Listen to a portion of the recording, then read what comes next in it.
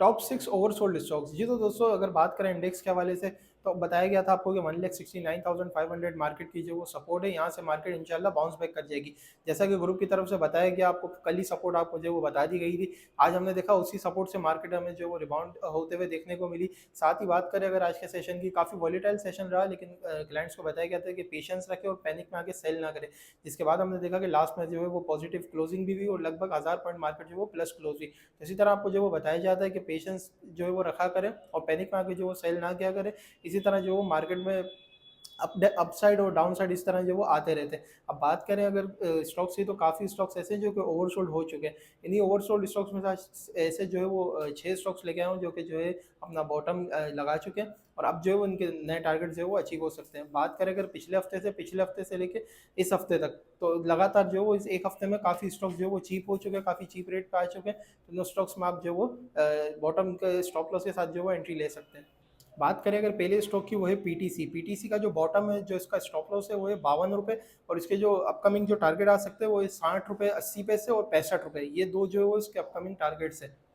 अगला स्टॉक है PPL. PPL का जो बॉटम है, जो स्टॉप लॉस है, वो है 220 और इसके जो टारगेट्स है वो है 234 और 244। इसके बाद जो स्टॉक है वो है ओजीडीसी। ओजीडीसी का जो स्टॉप लॉस है वो है 279, इसके जो टारगेट्स है वो है 296 और 304।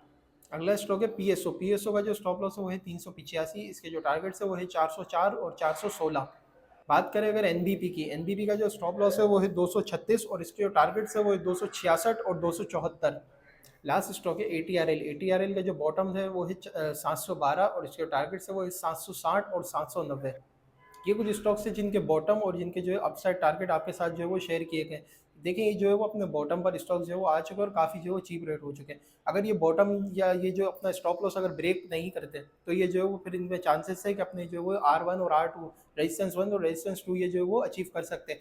अनटिल अनलेस कि अगर जो है वो सैटरडे या संडे को अगर कोई बैड न्यूज़ नहीं आती, अगर सैटरडे संडे कोई बैड न्यूज़ आती है, तो फिर जो है वो बॉटम टेस्ट कर सकते हैं और अगर बॉटम भी जो है वो ब्रेक किया तो मजीद नीचे आ सकते हैं। लेकिन अगर कोई न्यूज़ बैड नहीं आती, तो ये अपने टारगेट्स को जो वो अचीव कर सकते हैं। इसी तरह के और स्टॉक्स और इसी तरह की और मजीद जानकारी जो ग्रुप में दी जा रही होती है, तो क्लाइंट्स को बताया जा रहा होता है ओवरसोल्ड स्टॉक्स और कहाँ पे स्टॉक्स बाय करना है, सेल करना है, तमाम चीज़ें शेयर की जा रही होती है। अगर आप ऐड होना चाहें, मुझे इस नंबर पर जो है वो कॉन्टैक्ट कर सकते हैं।